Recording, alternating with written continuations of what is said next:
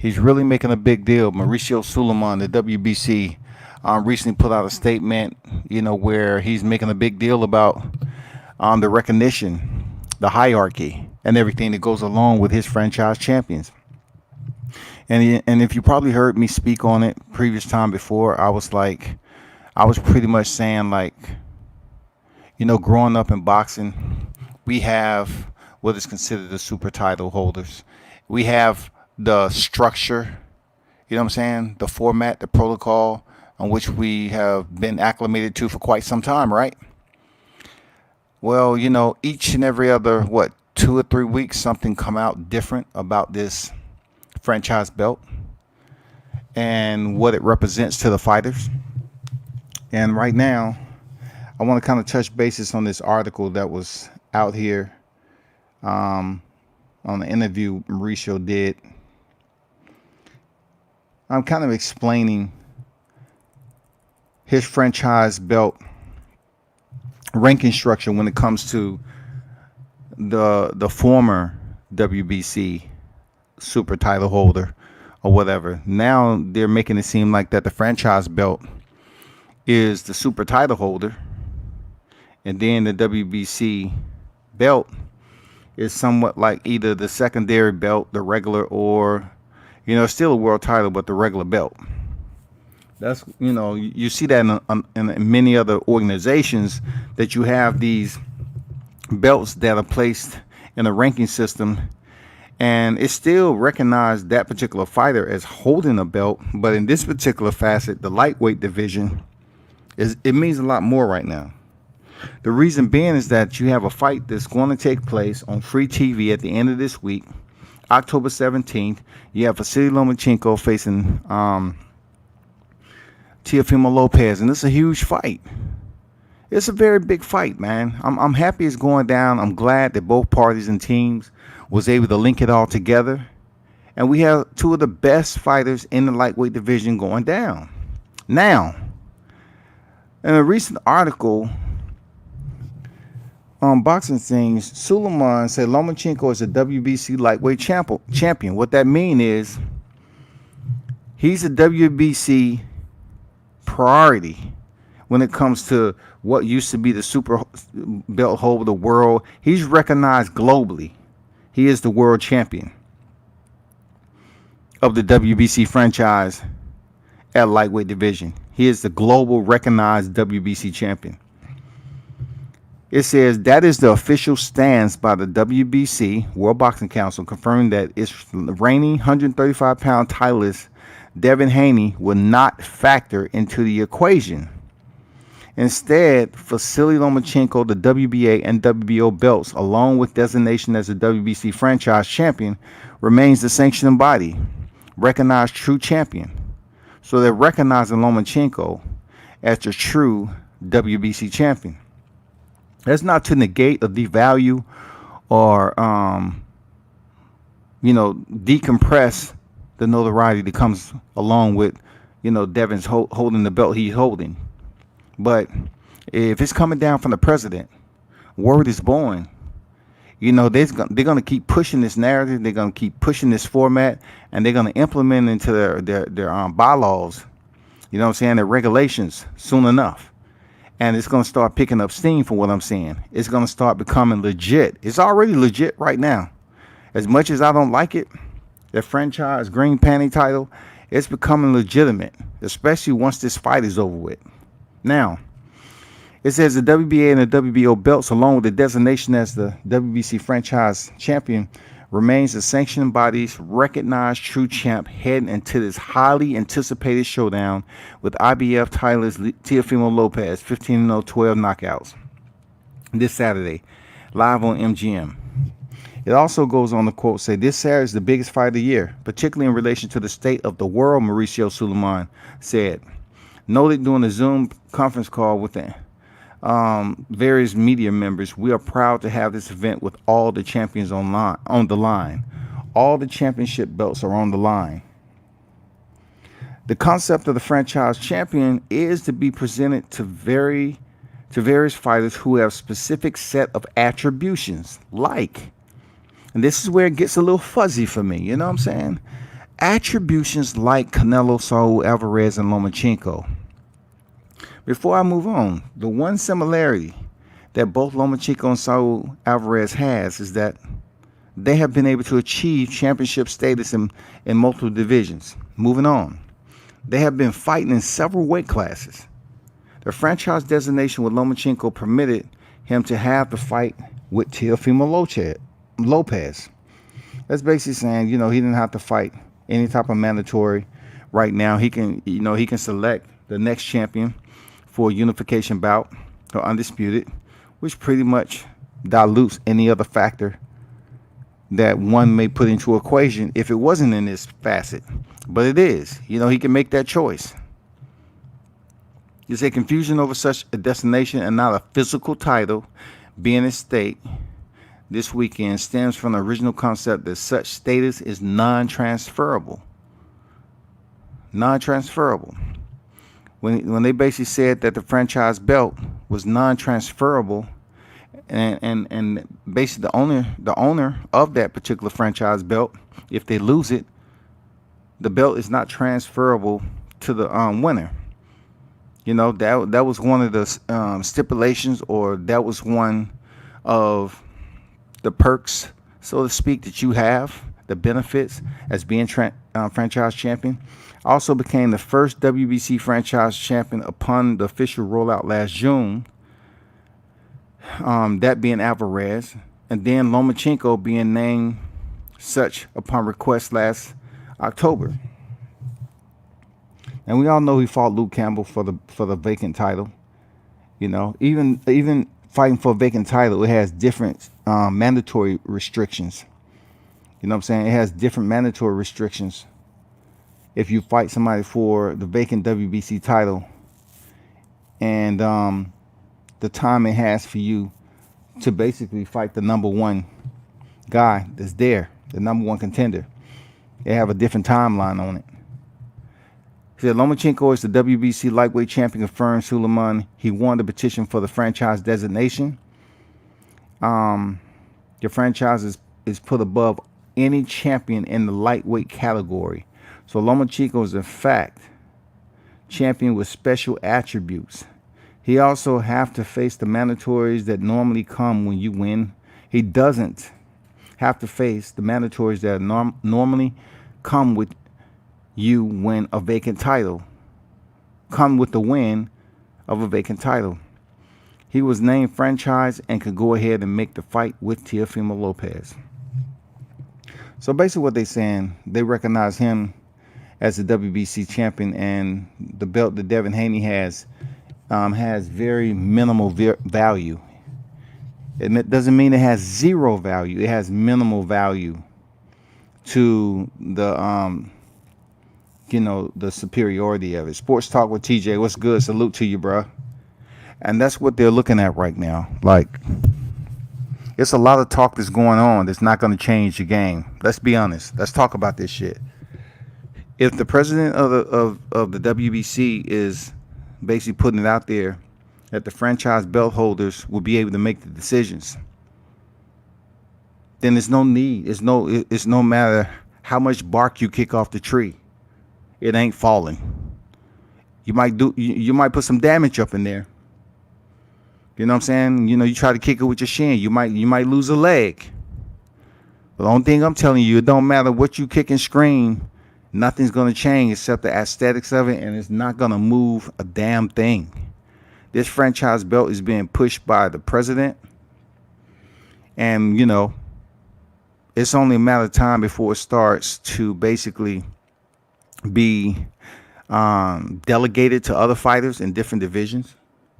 If you heard what I said, if you read what it said in the article, is a little bit confusing when they said that one of the regulations was basically you had to be a boxer of multiple divisions, champions of multiple divisions. Trying to find out where that's at. Y'all tell me what you think about it, man. Hit the like button. You're in the building.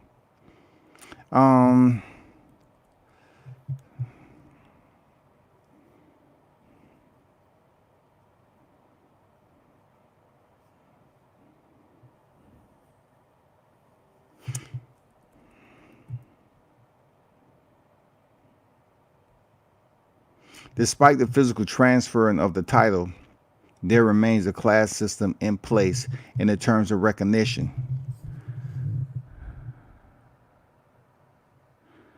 One important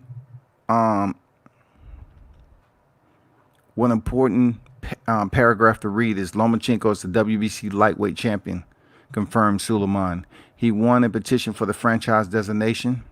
The franchise is put above any champion in the lightweight category. Any champion. So Lomachenko is in fact champion with a special attribute.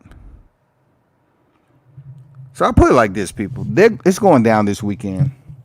With all that said, I'm really looking forward to Vasily Lomachenko going out in mid to later rounds via knockout. I'm really hoping Teofimo Lopez has the best fight of his life, has a solid mental game plan to go in there and authoritate in the best way possible. You know, really don't, having an adrenaline dump in there. I'm pretty sure, knowing Teofimo Lopez the way I do, I just feel that he is the boxer for the job come this weekend. He is the one that can go in there and get it done. I have the faith that he's at that point right now in his career that he can take this next step up, and it'd be huge. You know, to win your first title at lightweight and then become undisputed, unified at lightweight division. It's gonna be huge, y'all. It's just gonna be off the rails. Real talk. It's gonna be absolutely off the rails, like you wouldn't believe. So, if you take that in consideration, what does the lead Devin Haney per se? The good thing about it is this. Haney being the last remaining champion with a belt, it's going to come a decision that has to be made. If Teofimo Lopez decides to decides to leave the division and go to 140 after winning the belts, guess what? The belts are going to come up and they can fight for the ones that's vacant now. That's the good thing about it.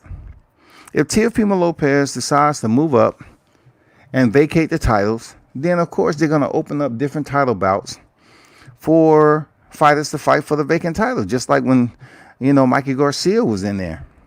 Just like when freaking you had the Vasily Lomachenko and Mikey Garcia in the lightweight divisions. They was finally getting to a point where we was trying to wait to see who vacate what title. It's gonna be the same way if Teo moves up to junior welterweight, and then Haney and the rest of the people can fight there. And then look, I wouldn't even make too big of a deal out of it, because Team Haney's already said they won't stand at lightweight division for long.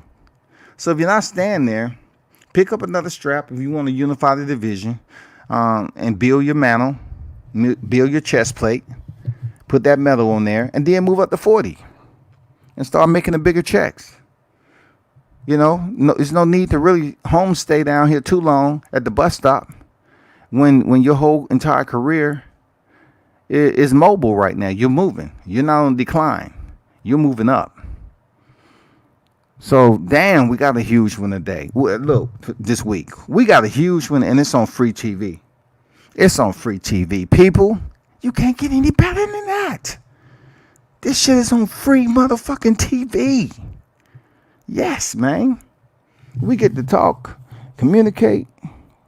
For those of you that choose to pop over here to WCS, know what it is, man. I'm going to definitely be here. I'm going to definitely talking about the main card and also the undercard that's on there. Ladarius Miller out of Memphis. He's going to be on that card. It's good to see him get back since I seen him fight in Baltimore. You know what I'm saying? At the Royal Farms Arena. It's been a minute, but he's back in there. So I'm looking to see what changes he's made. And it's an exciting end of the year that's coming up in October. You had Gervonta Davis facing Leo Santa Cruz, which really, for Leo Santa Cruz, he has so many personal problems that's going on with his dad, family first. I'm curious to know if he's getting all the training that he needs, y'all. Because when Leo Santa Cruz's father's not doing well, he don't fight well. I'm just putting it out there. Like, Is he going to be 100% when he steps in there, both physically and mentally, to handle somebody like Gervonta Davis? He might go out in the 4th or 5th round, man. Seriously. And then again, people are going to say, what about Gervonta Davis making weight? I truly believe he's going to make weight. It has nothing to do with blood, sweat, and tears. It has something to do with discipline and enforcement. You have team members that are forcing him to make this weight this time. It ain't no ifs, ands, or buts. Motherfucker, you get your ass out here. No, it ain't no playing around, get off the phone. It's run time. It's push pavement time. Let's go. I don't want to hear shit else. Now, believe it or not, history is being made at this lightweight division for the sport of boxing as a whole. It has. It's funny how, it kind of started, out with Canelo Alvarez and then Vasily Lomachenko.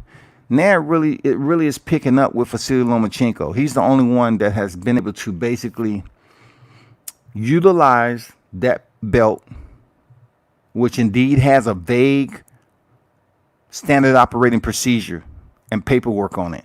Very vague, because Canelo did nothing with it.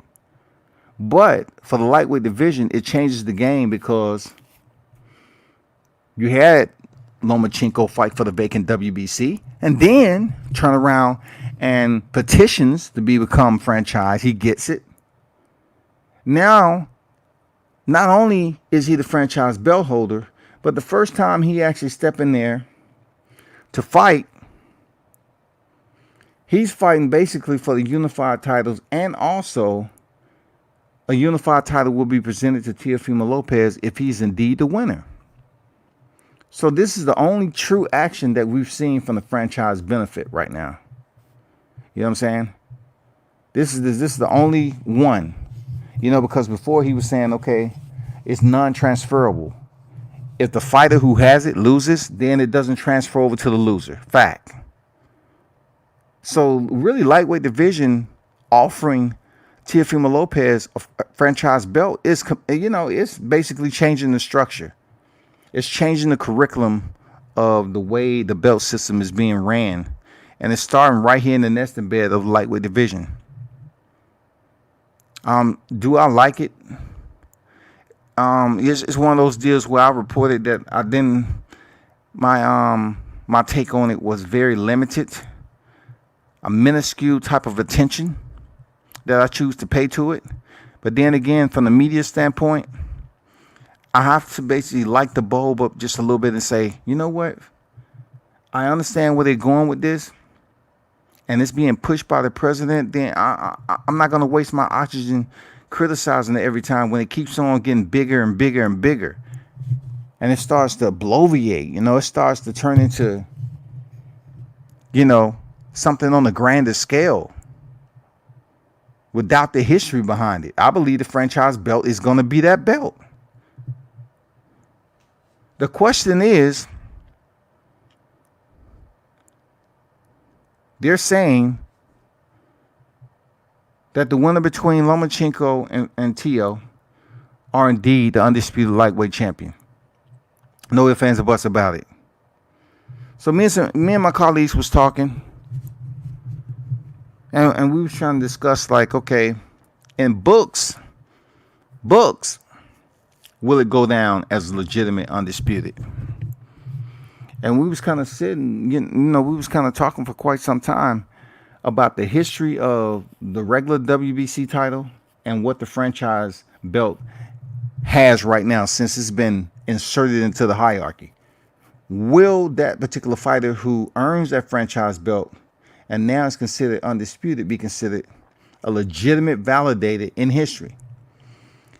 And after talking for that period of time, I came to the point, like, yeah, they're going to be considered.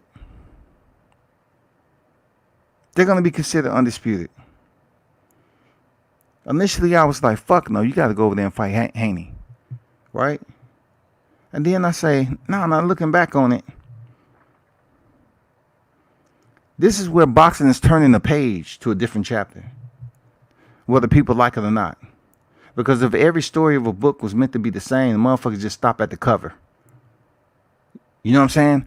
I believe whoever the winner is of this lightweight bout will be considered a legitimate, undisputed title holder per the policies handed down about this title from Mauricio Sulaiman. I don't think anybody else is going to say anything different than undisputed. Why? Because we just had the NBA championship contended in the bubble.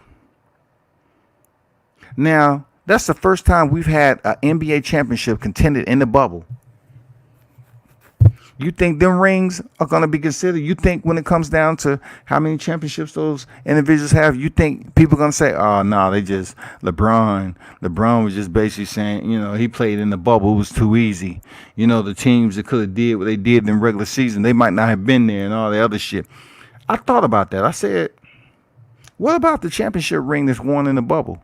And people talking, you should put an asterisk by it. I don't believe it. Fuck it. They getting the ring. That shit is recorded in history.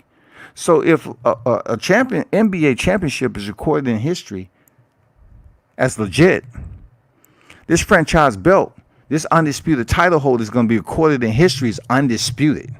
There's no ifs, ands, or buts about it anymore.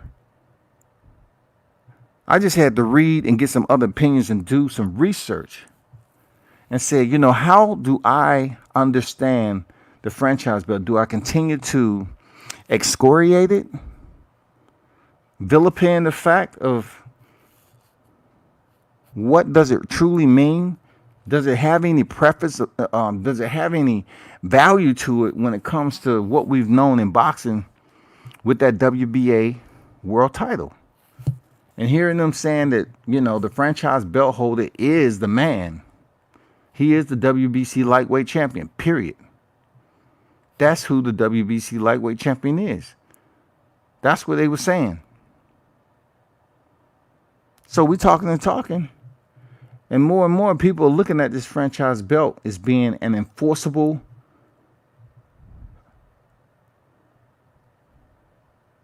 belt status, man. It's an enforceable introduction. It's just like, when it comes down to changing up things and people don't want change, it's enforceable. I can keep on saying fuck franchise chip belt, franchise green penny belt. Yeah, but the franchise belt is in full effect. It's in motherfucking full effect.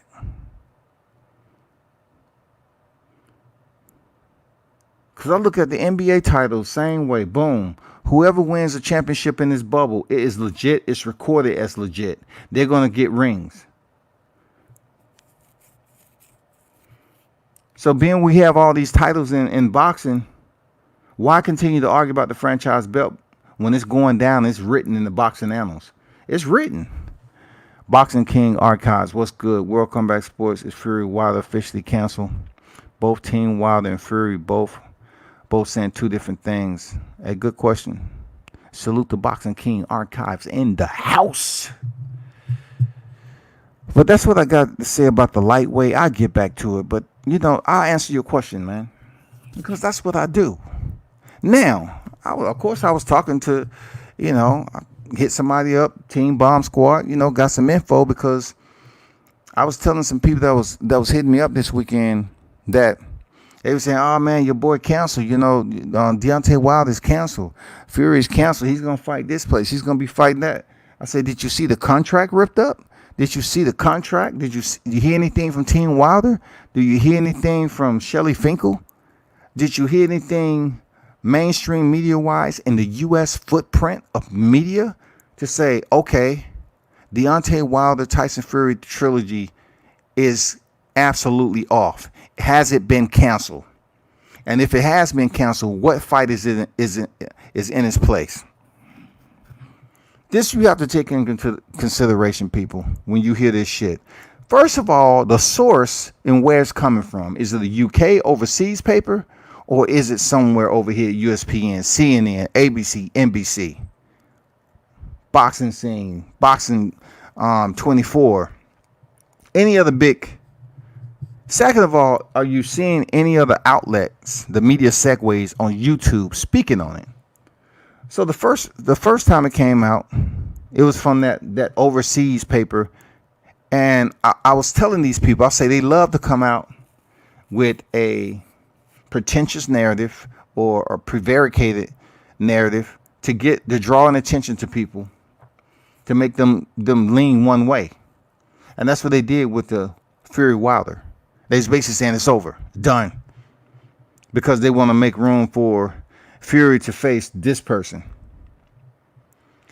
So let me tell you this: it's October, almost mid part of October, and if you're saying the fight is off, we need to determine and put a compass on the location of the trilogy fight, because the trilogy fight isn't absolving, it isn't evaporating into thin air when there's a contract out there for them to the fight.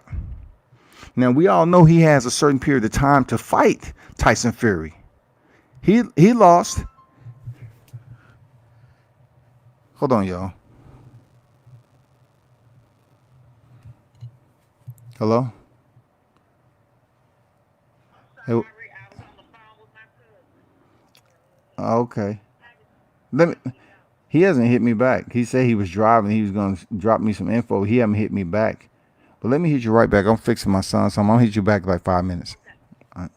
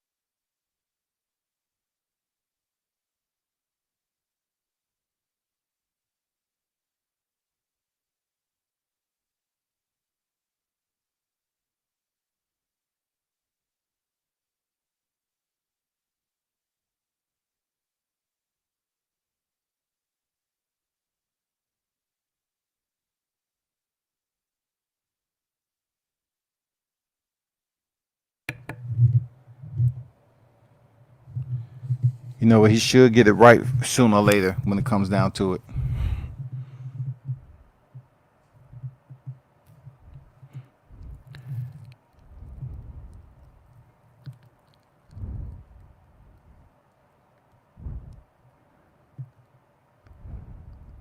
This is what I don't understand about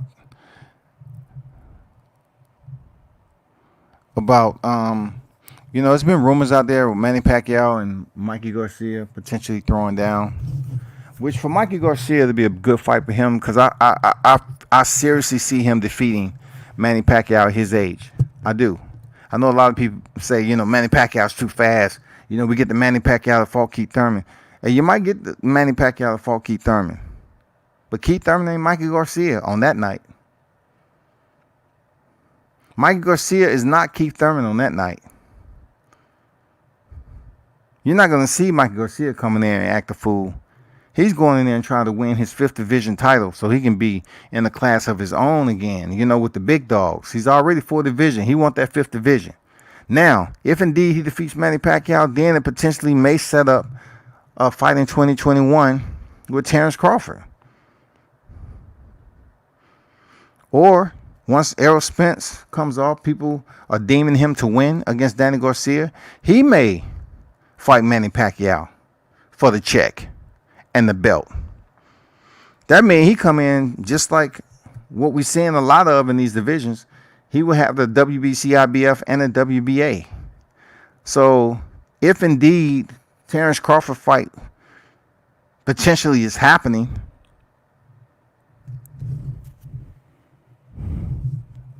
the negotiation process is going to be horrible for Terrence Crawford. Horrible. Especially if Terrence Crawford comes in here, you know, with 3 belts, period. It's going to be horrible.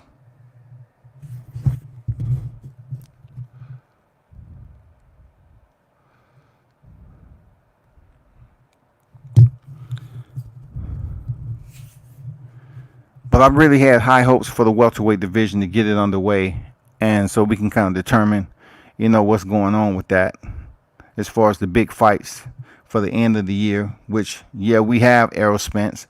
We want to know how the teeth are gonna how durable the teeth are gonna be once Danny Garcia try to pop him in the mouth with an uppercut or a hook, because, you know, regardless if you got implants, permanent implants or not, they come out. You take some punches, they come out. The good thing is you can just basically get new replacements as soon as possible because of the screws in your mouth, you know. But if you've seen the photo that came out recently about Errol Spence being in the hospital, I can't believe, you know, how certain people, you know, think he didn't take that much damage. He really took some damage, like, and plus he wasn't totally conscious the way he should to basically break the fall or whatever the case. You know, you have to say blessings upon blessings, man, that he was able to make it. He was able to make it back. And I don't think he'll ever be 100%. That's just me. If his head was the area that received the most trauma, I don't think Errol Spence will ever be 100% the same. I don't think so.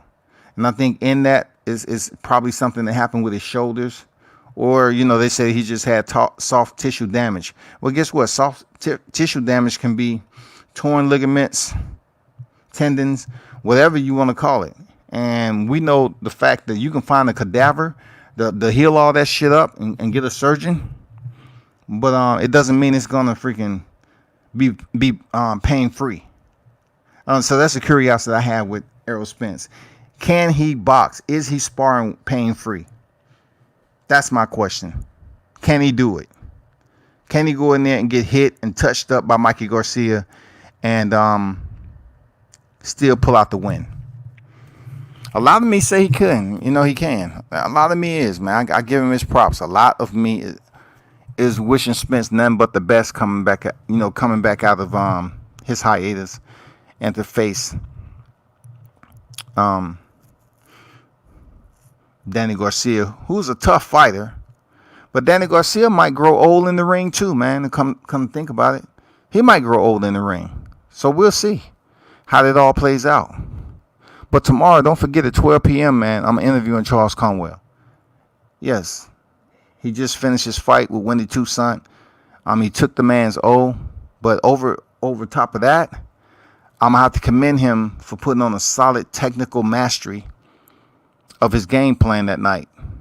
You know, the way he went in there and inserted his fight strategy from the opening bell, stuck to it, remained poised and patient, showed very good discipline with his defense, moving his head, doubling up on the hook sometime to the body, staying very surgical and on the clock with his jab.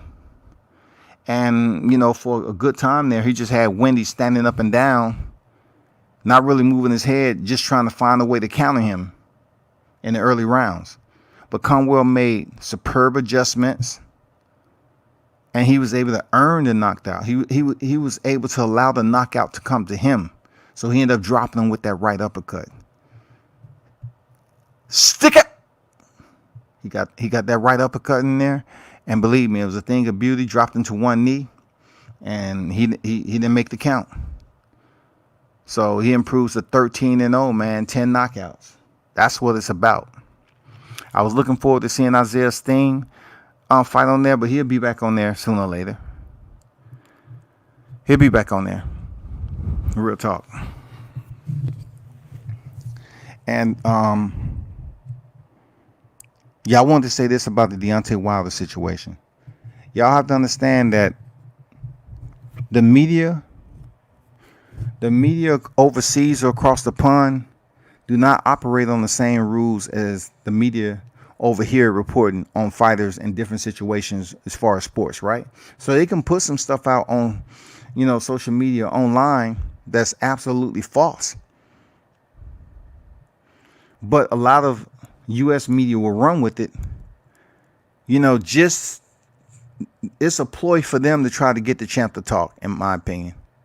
It's just a ploy to say, okay, we want to hear from Deontay Wilder. We want to hear what he got to say.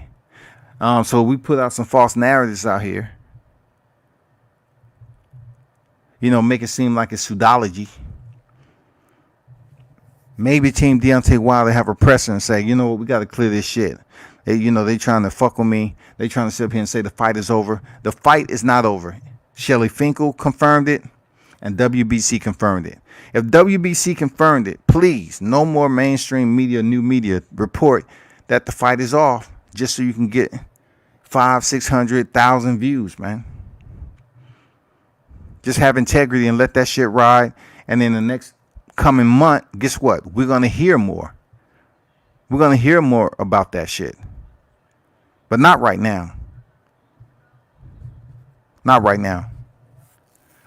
You know, like I said, I truly believe it's just, you know, they put the information out there so the U.S. media can run with it and they can start making phone calls. And they want to talk to Deontay Wilder and say, you know, is this fight really going on, champ? Or not? Is it off? If it is off, when you plan on fighting? And who you going to fight? Why was it off? Were you too injured?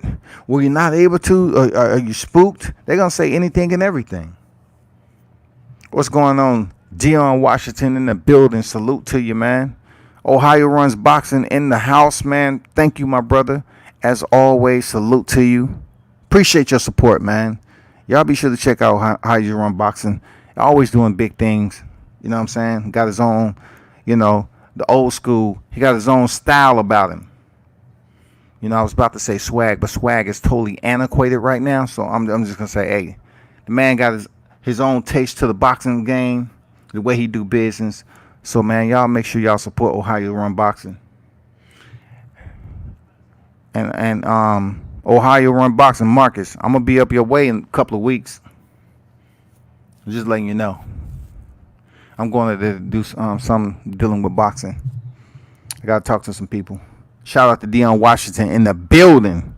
Alabama in the building. What's good? Dion, you in the sports. I just need for you to kind of do a big favor. You know, for someone down here in the South in the A. I just need for you to help me out for a second. I need for you to go out. I need for you to go out somewhere.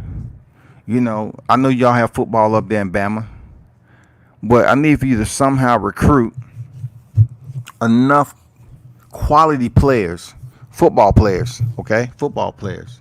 Healthy, fast, enough to the fact that you can say, okay, they may be able to compete on the professional level. And bring them down here to Georgia so they can goddamn play in place of the Atlanta Falcons, because we garbage. We're garbage. People want to talk about Todd Gurley and all that. It ain't nothing against nothing personally. I like Todd Gurley. But come on, man. Atlanta Falcons be doing some shit that I just don't understand. If they act like they get stipend checks before the motherfucking damn game and go out there and blow that shit. I just want to let y'all know we already delivered those checks, so don't go out there and fuck off. We already know the orders, what you're supposed to do. Play like an ass and lose. So, Dion, if you got some players up there in Bama, being that y'all have, pretty good team up there, the alma mater, try to check with some of those singers and say, God damn, have y'all ever thought about going down to ATL play?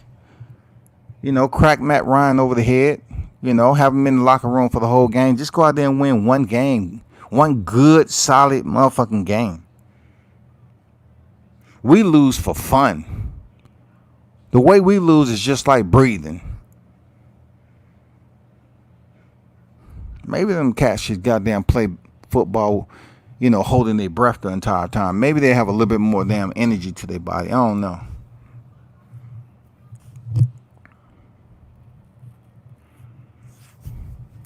Well, you have a wide receiver and running back. We need a good running back too, but I don't know. Matt Ryan be on his other shit sometime. So I'm curious to know what's popping. Atlanta Falcons need a team, and we need a team that can play, that understands we need a chip. When you blow a 20-point lead and send people home miserable, send people goddamn, I'm talking about, they need therapists, psychologists, they need individual counselors. Because what we just witnessed, we believe at that time, after winning the NFC Championship, we was about to bring home a title. Why the fuck Brady couldn't, get a penalty when we needed him to get a penalty? Brady was playing fucking perfect. But we needed him to play like he did the other day and make mistakes. And goddamn that old man syndrome coming where he get dumbfounded. 3, 2, 3. Oh, you say 4? No sé, amigo. So you say second down or fifth down? No, fifth down. 4 down. Cuatro. Encore. Cuatro. Yeah. Yeah, Tom Brady goddamn showing his old age, man. And, give it up for Dak Prescott, man. Feel bad for you. Shout out to number 4. Them foes up, man. Hope you get better, bro. Even though I'm not a Dallas Cowboy fan, hey, I hope you get better. Real talk.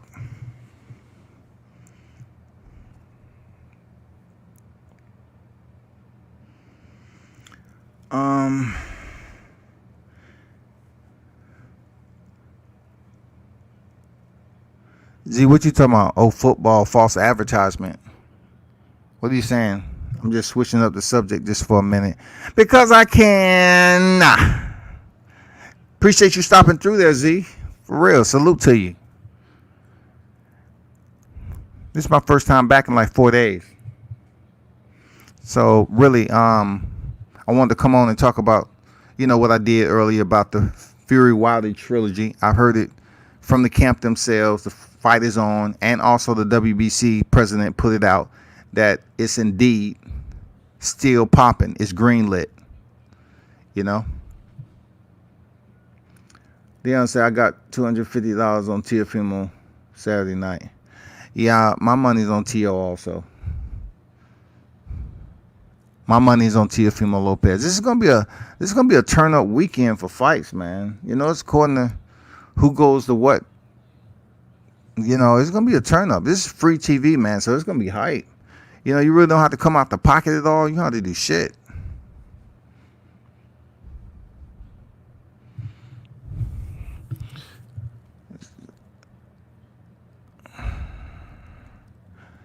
Z, hold tight. I got something for you. I got something for you, Z. I got something for you. I'm not understanding where you at to my false advertisement, but if you want to clarify or elucidate, you know, let me know. Just hit that link, man. I don't know what you're talking about, false advertisement.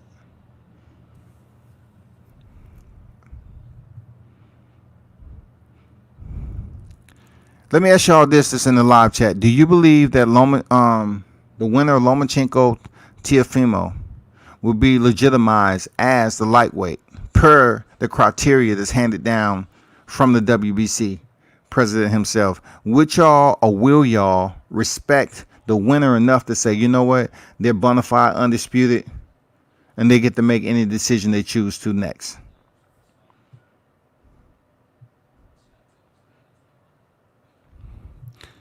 I mean, if you look at or tune into lot, you know, many other boxing, you just came on, you just stopped through. So therefore, talking points will sometime be on topic, and sometimes they will sway off topic, just like the Lakers won last night. Yeah, it's a boxing topic, but I'm talking about LeBron James winning the championship, winning his 4th chip. It's not a code of violation. It's just changing lanes and highlighting a current talking point in the media. And that is the LA Lakers was able to win another championship. I believe it was their 17th. Shout out to the Black Mamba, Kobe, all that shit. Now, this is probably the most I ever talked about basketball on my channel, period. You know? And then football, I just brought it up because Dion, I know he's into sports. He's into football. I just thought maybe you can corral a group of guys to come down here to Atlanta and take over some spots next time they come down here to the Mercedes-Benz Stadium and practice.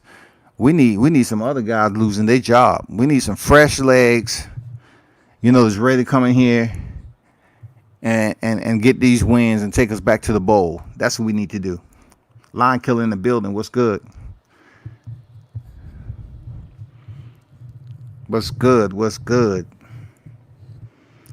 Y'all be sure to check out Line Killer's channel, man. He had a nice interview with Mark Breland, who's formerly a part of Team Wilder, Aaron Davis, Nate Campbell. You know, he had a lot of champions on his podcast.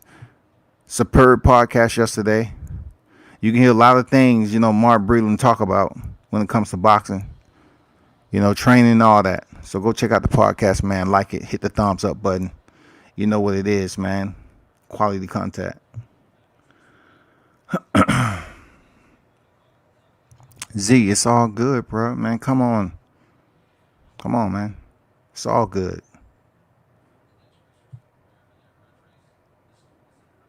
Yeah, I know, man. It's all good. I know.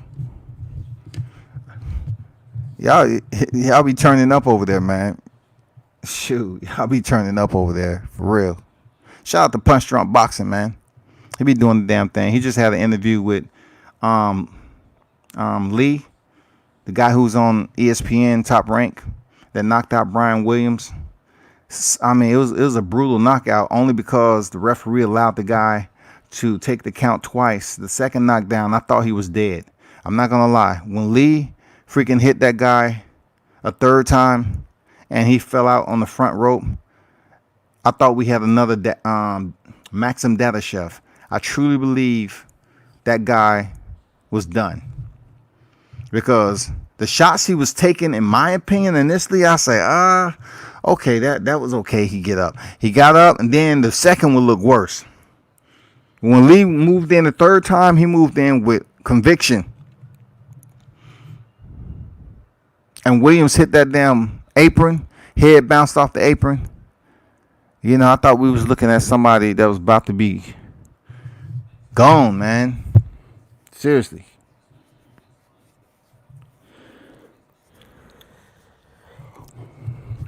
I think we're going to see many more of that before, since we're in the bubble. You're going to see quantity more than quality. Remember, I told you that, people. You're gonna see quantity over quality on these boxing cards dealing with the bubble until we're able to receive a live gate, do something on the live gate. It might change a little bit on 2021, but until then, that's where we at. That's where we at. That's where we at right now. So I didn't hear any feedback on what do y'all think about the lightweight champion, whoever wins this unification bout. Do you consider them the legitimate, validated, undisputed champion?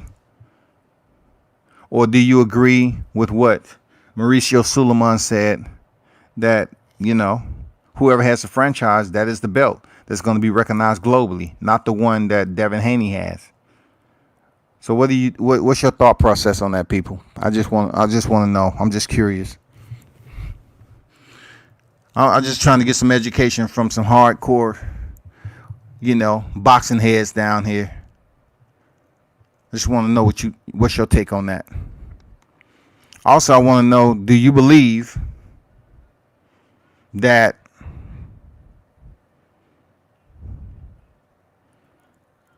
Team Tyson Fury really wants to fight with Deontay Wilder, or do they want to push the narrative to have the undisputed with Anthony Joshua after he fights Kubrat Pulev?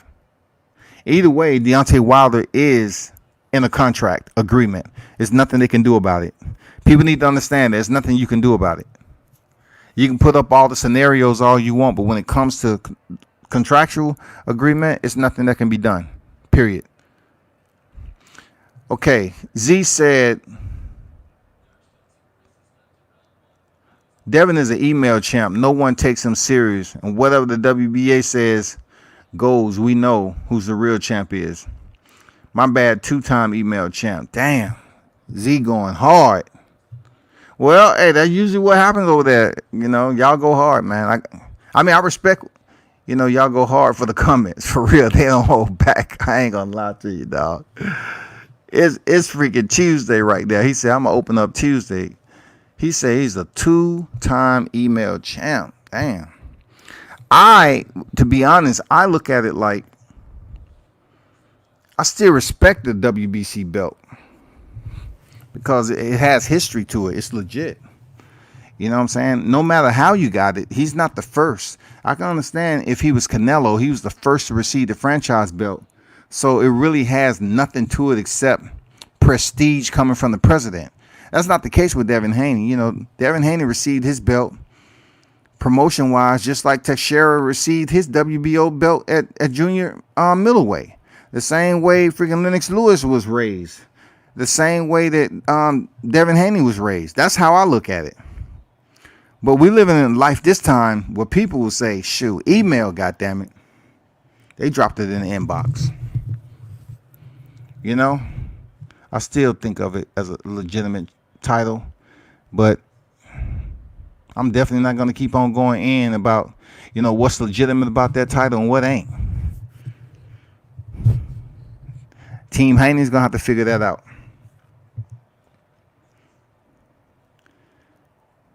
First in history. Yep, first in history when it came to Canelo Alvarez, who hasn't exercised anything with the franchise belt yet. Nothing. He hasn't did anything with it. If what the WBC says is true with Devin, be the first 3-time email champion. Damn. I take it. Kalua is freaking a Devin Haney critic. But hey, that's your opinion. No, Devin Haney is the first 2-time email champion. How is he the first? Explain that. How is he the first two-time email?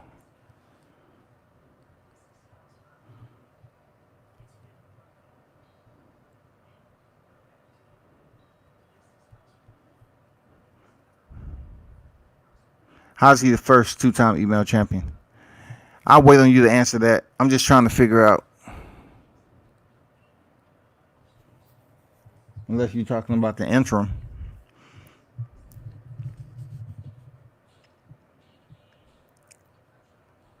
So I want to ask y'all about that junior welterweight division. It's hot, but it's not hot as the 35-pound division, right? If we're talking about depth, we're talking about the water in the pool. That's the junior middleweight division. But what do you all think? I want you to put some scenarios together because I saw him fight and I'm saying, damn, he can really do some damage down there at 26 if he want to. Emmanuel Navarrete, right? He went in there and defeated. He moved up in weight. Now he's a 2-division champion. Both WBO. Now he's a WBO featherweight champion. Who would be a good fight for him? Do you think he'll challenge Gary Russell? Because, to be honest with you people, I didn't hear him calling out Gary Russell. But you know who he did call out? Josh Warrington. He said because they style match up well. Do you think he'll call out Gary Russell, though? Who is a good enough fight for Emmanuel Navarrete at 26? And if you don't see anyone being a decent fight for him outside of Warrington that he will fight, then if he able to unify the division, should he automatically hit up to 30 and take it up to 35? Because he has the frame for it. Navarrete has the frame for 30 and 35. He does. And also, along with that sprint, you have Shakur Stevenson, who's waiting at 30 for his big fight. And I believe it's going to be absolutely, one to remember, in my opinion, if he does get the fight he wants. If he gets the fight he wants. It's going to be Shakur Stevenson's breakout fight. And then we may get him pick up one title at 30. And we might find him in 35 next year, y'all. We might find Shakur Stevenson in 35 in 2021. Ooh. I don't like to tell people not to sleep on certain individuals because it's almost like you're forcing them to understand the reality. And they may not support that dude, but Shakur Stevenson, he's one of the primary hunters on the move. He's marching heavy. His boots are in the sand already. That man is coming to play. And once he gets to the 35-pound division, people better watch out. I'm telling you. I wish he can get this fight just a little bit earlier in 30. Whether it be Burchelt. Get that fight so we can really see how good Shakur Stevenson is. And then if he chooses to fight for another title at 30 or move up to 35, then that division right there turns over into something absolutely different.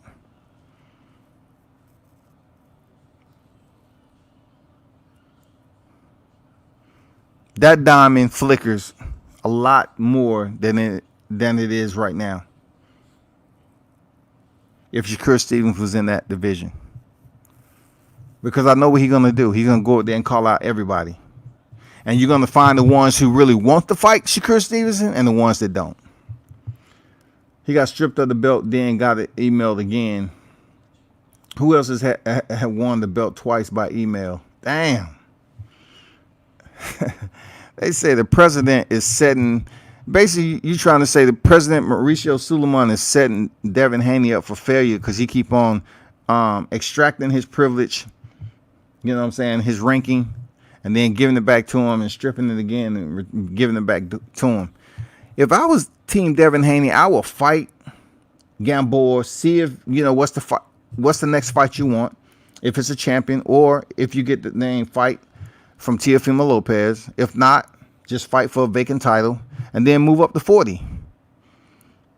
Because obviously,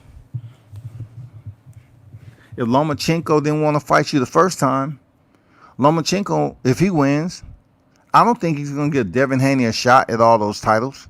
I just don't. I think Lomachenko is going to say, you know what, I'm out. I'm going to keep this title, of course, but I'm going to vacate these, and then I'm going to go back down to 30. I don't think he really give a fuck about giving Devin Haney a shot. Seriously, I don't. Navarrete is tailor-made for Gary Russell Jr. I like Navarrete is one of my favorite fighters, man. Did y'all see the uppercut he landed on that guy? Did you see how awkward, how eccentric the uppercut was that he landed on that guy? So, him against Gary Russell, man, would be a good fight. But one thing people truly have to understand is the boxing of Gary Russell has levels to it when it comes to the education of it. It has boxing education. And we're talking about, if we're going to apply college degrees, okay, we have high school, okay, and then you have the beginning of what you're going to get an AA, or you're going to get your undergrad, your master's, and then you have your doctorates where you have to complete thesis. I think with Gary Russell, man, his technicality is up there with a master's and a thesis, because he is a superb boxer. I would like to see him and Emmanuel Navarrete fight for unification, and see how Emmanuel handles the technical display or delegation of Gary Russell Jr. I just want to see how he handles it, because Emmanuel Navarrete is a smooth operator, man. He is a smooth operator the way that dude's fight, and he always ends the fight like he don't have a touch on him. He don't freaking have a touch on him, man. Kalua Z said, showing little guy some love. Damn, he's still swinging the hammer. Showing the little guy some love. Appreciate the donation.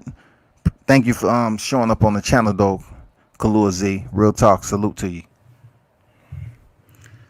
He said, if you're sleeping on Shakur, you're not a boxing fan. Shakur is skipping 130 thanks to Corona. He's skipping 130? I haven't heard that yet.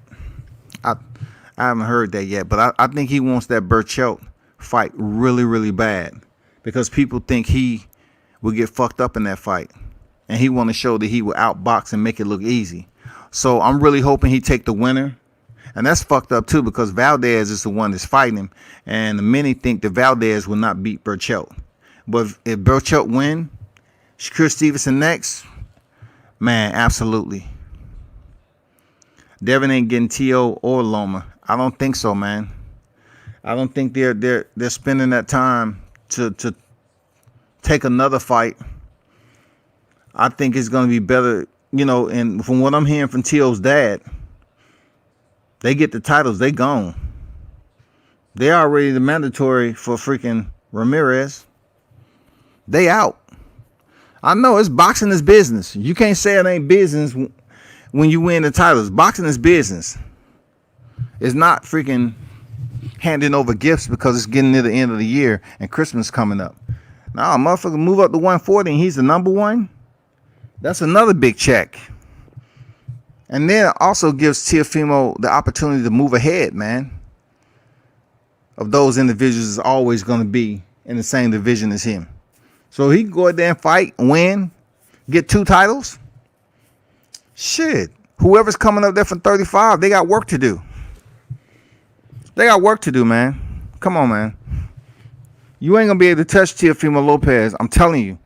If he unifies his division, then go over there and fight Ramirez and defeats him, and he's unified in his second division, and somehow gets a fight for unification for whatever happened with Josh Taylor. From what I'm hearing, Jack Catterall has taken step aside money, and Ramirez and Josh Taylor is gonna fight.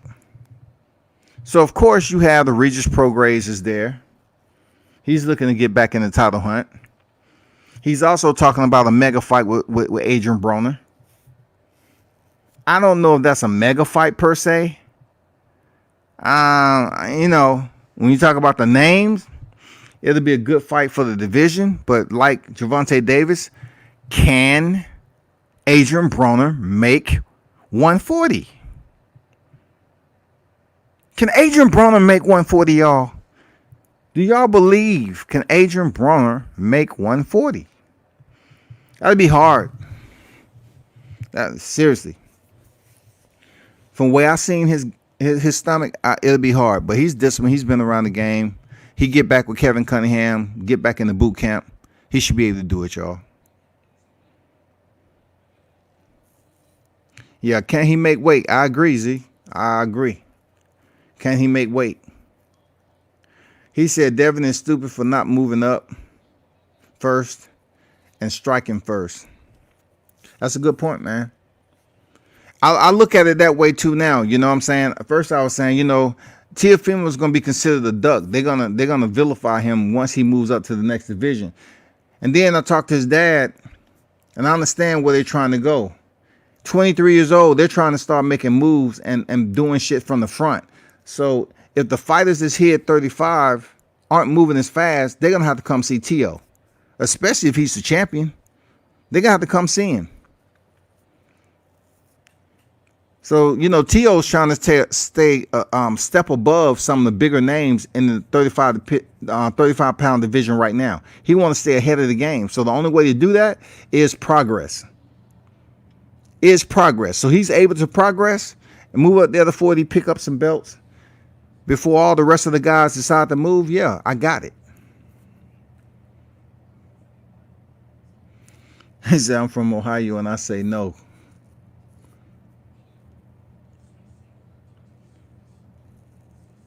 I got more faith in AB making 140 over Tank making 130. I don't know, man.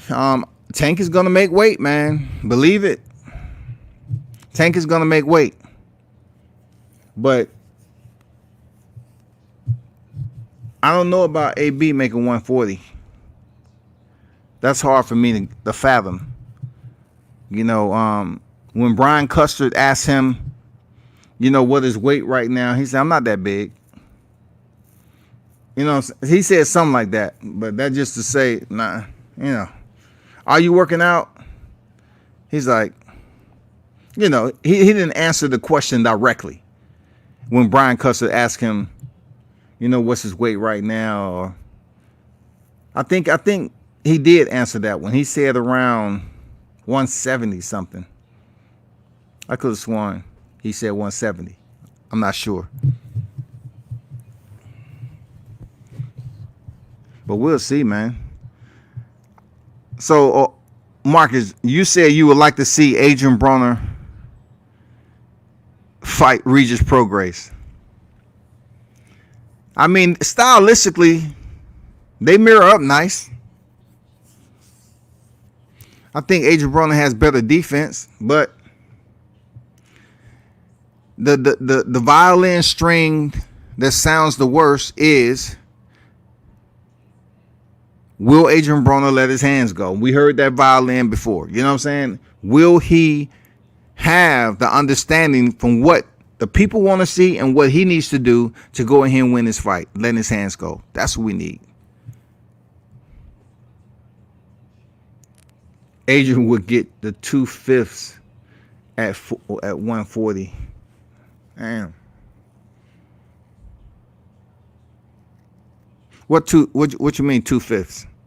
I'm just curious. But Regis Prograis need to be focused on getting a title shot again. You know, I'm sure he's not going to be in line for Josh Taylor, but it'll be good if he focused on that title shot.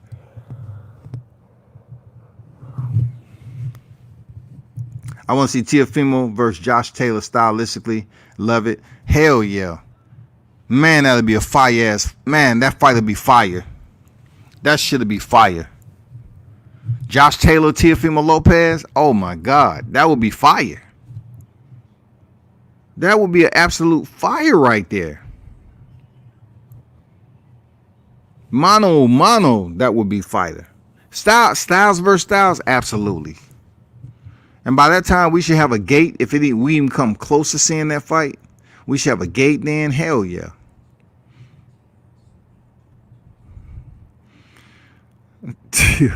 T.O. fight at 140. Stupid autocorrect.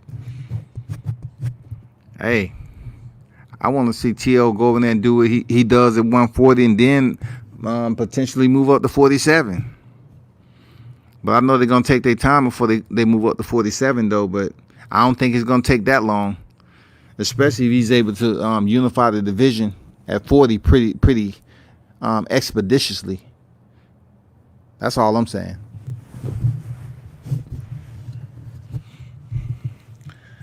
But, hey, y'all tune in tomorrow, 12 p.m., y'all. Show support for World Combat Sports. I'm interviewing Charles Conwell, who just fought on the top ranked card.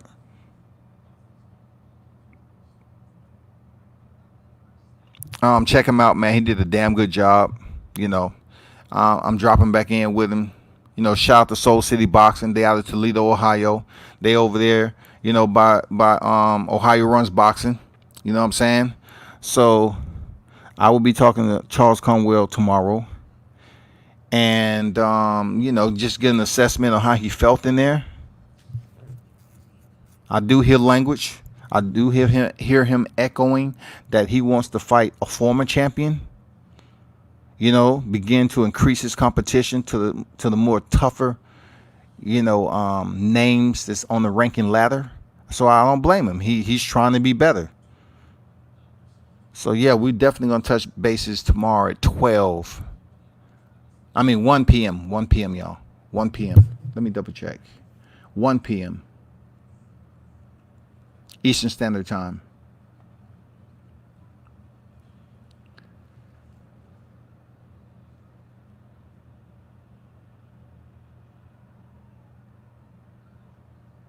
Yeah, 1 p.m. tomorrow. I'm going to have Charles Conwell on for an interview. So I would definitely like participation, y'all. Stopping through. Drop some comments. You know, if you're in the live chat, if you have some questions for Charles Conwell, please drop some questions. But I must tell you ahead of time, just to keep it the hundo, people, out of respect. It won't be any Pat Day questions. It won't be any Pat Day questions. I'm not addressing any Pat Day questions. And from what my understanding is, he's pretty exhausted off talking about Pat Day all the time. Even though shout out to Pat Day, much respect to the Pat Day family. Rest in heaven, my brother. A warrior went out on the shield, man. You know, but it's not the fact that he don't want to because he don't care. It's the fact that, you know, he does have a career to talk about. And he's basically talked about that night. And it's still on his mind. So just do me a favor and leave that out. The live chat questions tomorrow. But I definitely will put your name out there and try to present that question to Charles Conwell and get him to answer it for you. You know what I'm saying? That's what it's all about. And if you wasn't here earlier, man, stop saying Deontay Wilder and Tyson Fury is off. It's still on and popping. It is still on and popping.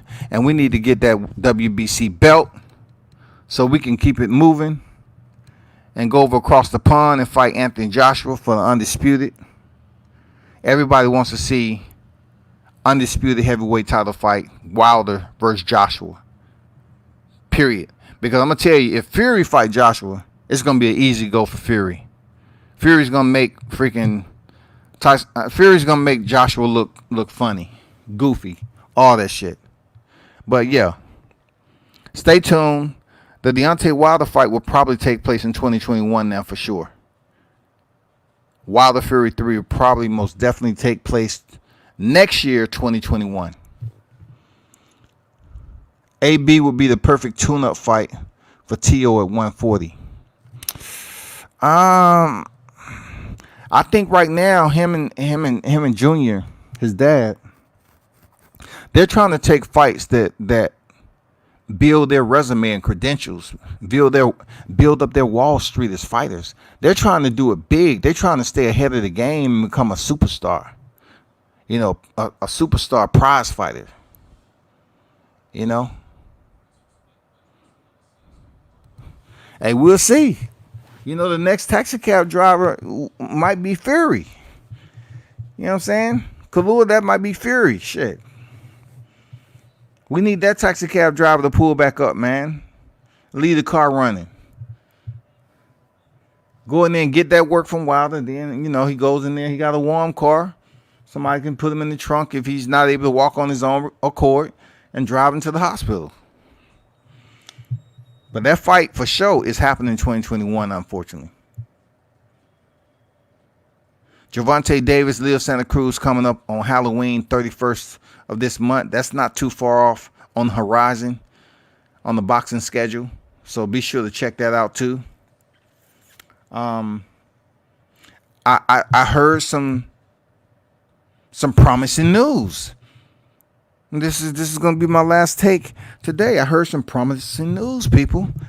And that promising news is that Demetrius Andrade is starting to speak up now. He called Billy Joe Sanders a bitch.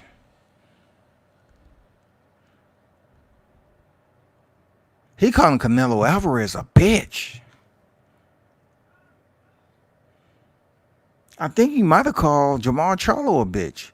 But Demetrius Andrade wants all the smoke now. Demetrius Andrade say, fuck everything else, man. Y'all need to fight me. Come on, fight me, man. I'm not fucking around. I'm bullshit, man. I want some good fights, and I need to. I want to unify the division. So who would y'all want Demetrius Andrade to fight out of those names? Would you want to see... We might well exclude Canelo. Canelo is not fighting. Mar Charlo.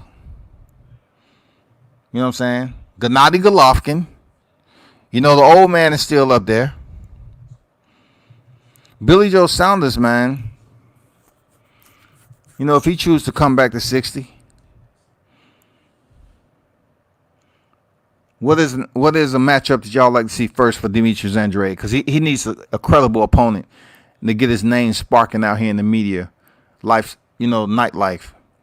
When we talk about Demetrius Andrade, we need to start talking about him fighting somebody of quality substance.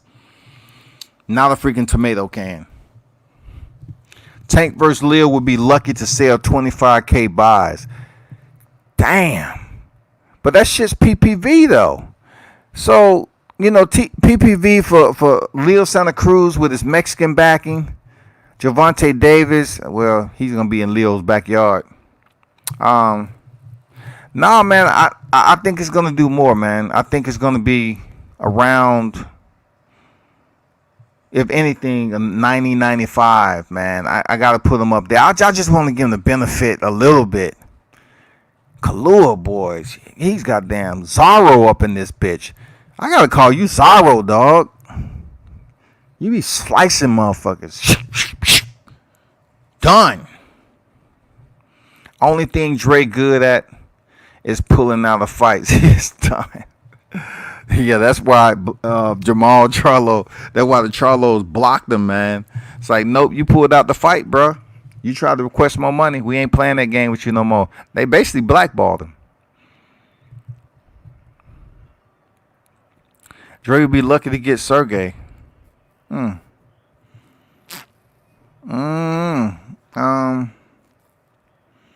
know he needs to get somebody. He needs to get somebody that's with a solid name for him to start to build his notoriety in boxing, because he ain't getting no younger. Let's just take a gander. I wouldn't mind seeing him fight Gennady Golovkin, man. Dan, what do you do when you have Hammy McGear? Hammy McGear is number one in the WBO. Hammy McGear. So, would we like to see that? Hell no. Nope. What about Magomed Madaev? Chris Eubanks. That'll be a good one. Man, he'll get his name back out there. I know Chris Eubanks want to fight Yoda Murata or somebody with a pretty decent name, but I definitely won't want to see Demetrius Andrade fight Sergey after Sergey has failed 3 times to earn a championship bout. I mean, a championship belt. But what I do like and enjoy and appreciate, respect about Sergey Daryanchenko is he's a tough mofo. Sergey is mofo. He's tough. He's certified. He ain't a can. None of that shit. But when you have 3 shots, 2 IBF and 1 WBC, bruh, you have to start checking the box and winning. He has to check the box and win, y'all. Now, I'm not gonna lie to you. I'll watch after seeing him fight Jamal Charlo. Yes, I'll watch him fight Demetrius Andrade. I will watch Sergey Daryanchenko. Absolutely, I would. But I would want to see him fight Gennady Golovkin first.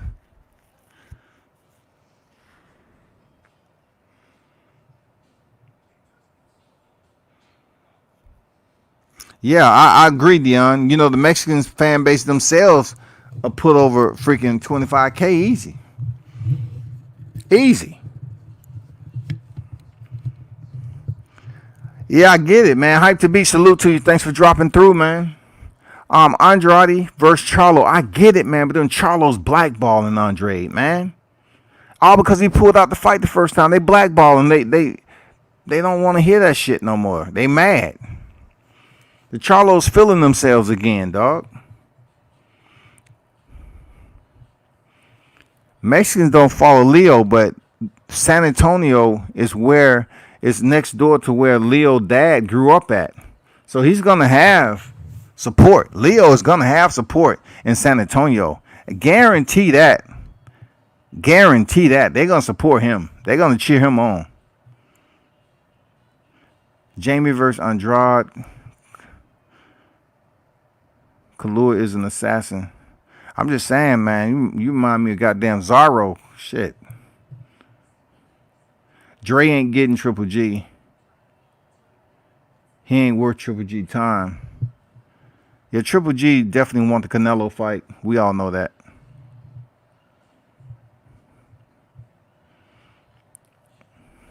Hanuli, Janibek.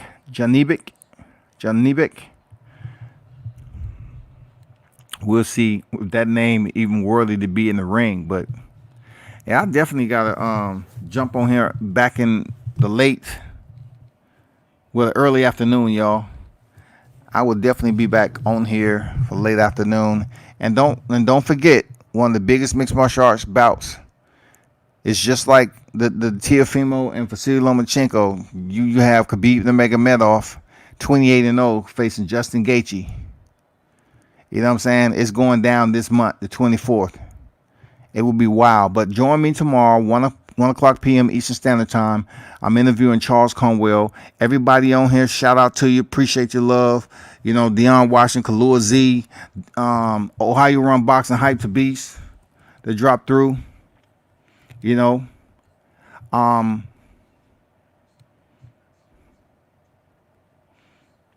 everybody else, I appreciate it. So, let me check something right quick before I bounce. Okay, we cool. But salute to everyone. Be sure to turn up and tune in to World Combat Sports.